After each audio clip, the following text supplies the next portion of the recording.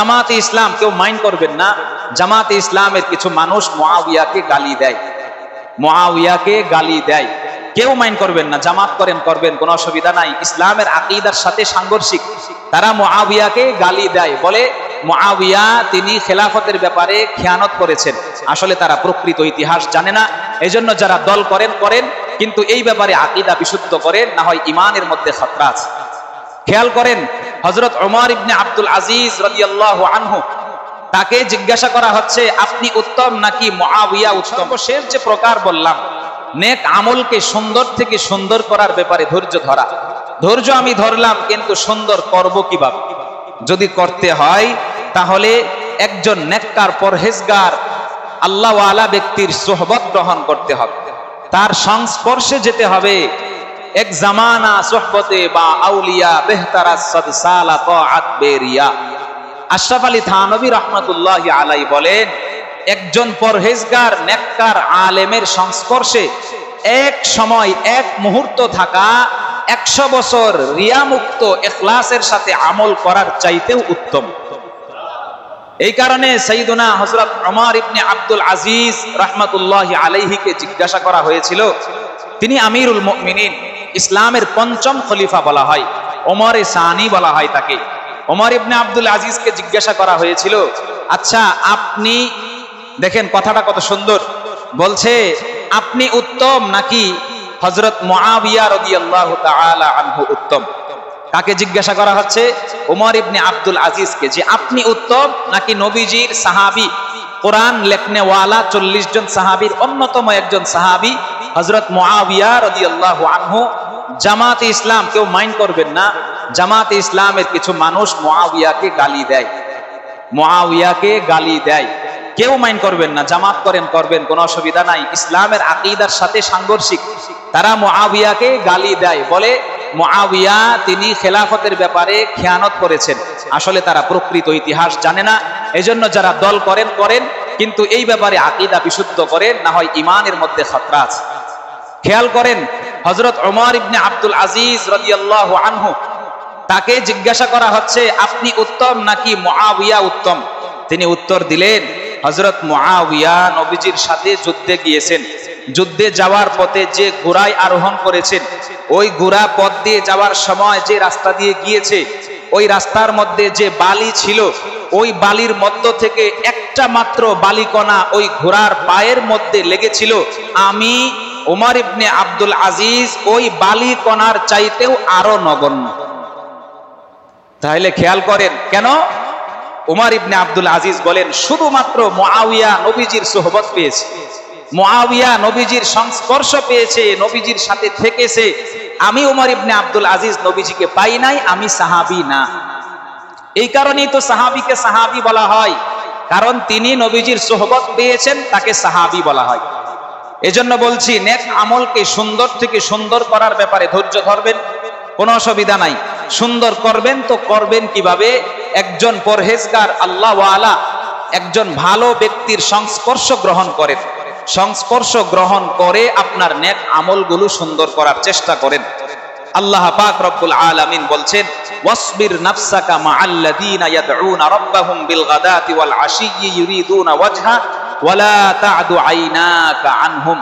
রব্বুল আলামিন সূরাতুল কাহফের মধ্যে বলছেন, 28 নম্বর আয়াত, আল্লাহ পাক রব্বুল আলামিন বলেন, তুমি নিজেকে এমন ব্যক্তিদের সাথে লাগিয়ে রাখো যারা আমি আল্লাহর জিকির করে, আমি আল্লাহকে সকাল বিকাল ডাকে এবং একমাত্র আমি আল্লাহর জন্যই ইবাদত করে, এমন পরহেজগার ব্যক্তির সাথে নিজেকে লাগিয়ে রাখো, তাহলে তোমার আমল দিন দিন সুন্দর থেকে সুন্দর হবে।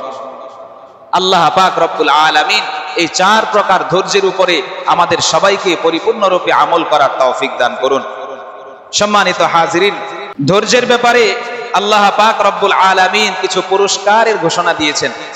1 নম্বর পুরস্কার, পৃথিবীর মধ্যে একজন বান্দা যত আমল করবে, এই আমলগুলোর সওয়াব পরিপূর্ণ দেওয়া হবে কি না, এই ব্যাপারে যতটা গুরুত্ব দিয়েছেন, যারা ধৈর্য ধরবে তাদের প্রতিদান কিয়ামতের দিন পরিপূর্ণ রূপে দেওয়া হবে, এই ব্যাপারে আল্লাহ তাআলা অনেকবার ওয়াদা করেছেন।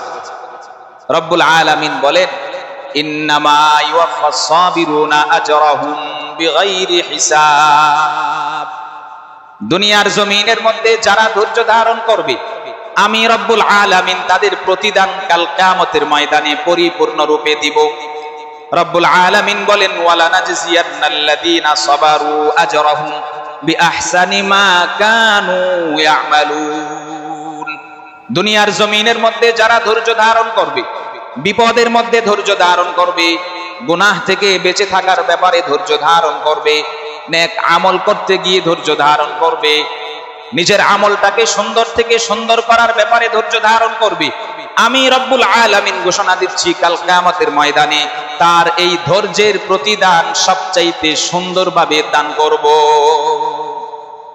এই কারণে যারা ধৈর্য ধরবে তাদের প্রতিদান সবচাইতে পরিপূর্ণ রূপে দেওয়া হবে, আল্লাহ পাকের ঘোষণা।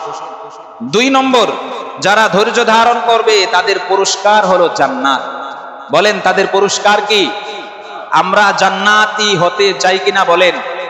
ধৈর্য ধারণ করব তো ইনশাআল্লাহ। সকল কাজে ধৈর্যের পরিচয় দিব তো ইনশাআল্লাহ। সকল কাজে, পারিবারিক বিষয় থেকে শুরু করে ব্যক্তিগত সামাজিক যত সম্পর্ক আমাদের আছে, দৈনন্দিন যত কাজ আমার করতে হয়, সকল কাজে ধৈর্যের পরিচয় দিবেন। আপনার মান দিন দিন উন্নত হতে থাকবে। আল্লাহ পাক বলেন, যারা ধৈর্য ধারণ করবে দুনিয়ার জমিনে, আমি আল্লাহ কাল কিয়ামতের ময়দানে বিনা হিসাবে তাদেরকে জান্নাত দান করব। রব্বুল আলামিন বলেন, ইন্নী জাযাইতুহুমুল ইয়াওমা বিমা সাবারু আন্নাহুম হুমুল ফাইজুন। নিশ্চয় আমি রব্বুল আলামিন ধৈর্যশীলদেরকে প্রতিদান দিব। তাদের প্রতিদান হলো কিয়ামতের ময়দানে সবচাইতে সফল কাম, সাকসেস ব্যক্তি তারাই হবে। সফল কামের অর্থ কি? রব্বুল আলামিন অন্য আয়াতের মধ্যে বলেন, ফামান যুহজিহা আনিন নারি ওয়া উদখিলাল জান্নাতা ফাকাদ ফাজ। কাল কিয়ামতের ময়দানে সফল কাম ব্যক্তি ওই ব্যক্তি যাকে জাহান্নামের আযাব থেকে মুক্ত করে জান্নাত দান করা হবে। কাল কিয়ামতের ময়দানে ওই ব্যক্তিকেই প্রকৃত সফল কাম হিসাবে ঘোষণা করা হবে। এই কারণে ধৈর্যের 2 নম্বর পুরস্কার হলো বিনা হিসাবে জান্নাত লাভ করা যাবে। ধৈর্যশীলদের জন্য 3টা বিশেষ পুরস্কার বলেছিলাম। 1 নম্বর, তাদের উপরে আল্লাহর পক্ষ থেকে বিশেষ প্রশান্তি নাজিল হতে থাকে, দুনিয়ার জমিনের মধ্যে বিশেষ রহমতের মধ্যে থাকে। 3 নম্বর, কিয়ামতের ময়দানে সবার আগে এদেরকে জান্নাতের পথ দেখানো হবে। ধৈর্যের 5 নম্বর পুরস্কার হলো আল্লাহ পাক রব্বুল আলামিন যারা ধৈর্য ধারণ করবে তাদেরকে শহীদের মর্যাদা দিবেন। যারা ধৈর্য ধারণ করবে প্রত্যেকটা কাজে তাদেরকে শহীদি মর্যাদা দিবেন। যেমন আমাদের কিছুদিন আগে করোনা গিয়েছে, এরকম বিভিন্ন সময় মহামারী, বর্তমান সময়ে ডেঙ্গুর মহামারী, এই মহামারীগুলোতে আপনি যদি ধৈর্য ধারণ করেন, যে এলাকায় থাকেন ওই এলাকায় আল্লাহর উপরে ভরসা করে অবস্থান করেন, যা কিছু করবেন তিনি করবেন, মানুষের করার কোনো ক্ষমতা নাই, এই ধারণা করে আপনি যে এলাকায় আছেন ওই এলাকায় থাকবেন। যদিও শতকরা 90% মানুষের ডেঙ্গু হয়ে গিয়েছে, আপনি ধৈর্য ধরবেন, সওয়াবের আশা রাখবেন আল্লাহর কাছে। নবীজি বলেন, ওই ব্যক্তি একজন শহীদের মর্যাদা লাভ করবে। এই কারণে আল্লাহ পাক রব্বুল আলামিন আমাদের সবাইকে ধৈর্যের সাথে জিন্দেগি যাপন করার তৌফিক দান করুন। বাবা মা বৃদ্ধ হয়ে গেলে অনেক কথা বলে, একটা কথা 2 বার শুনলে রাগ উঠে যায়, ওই সময় ধৈর্যের পরিচয় বেশি দিতে হবে।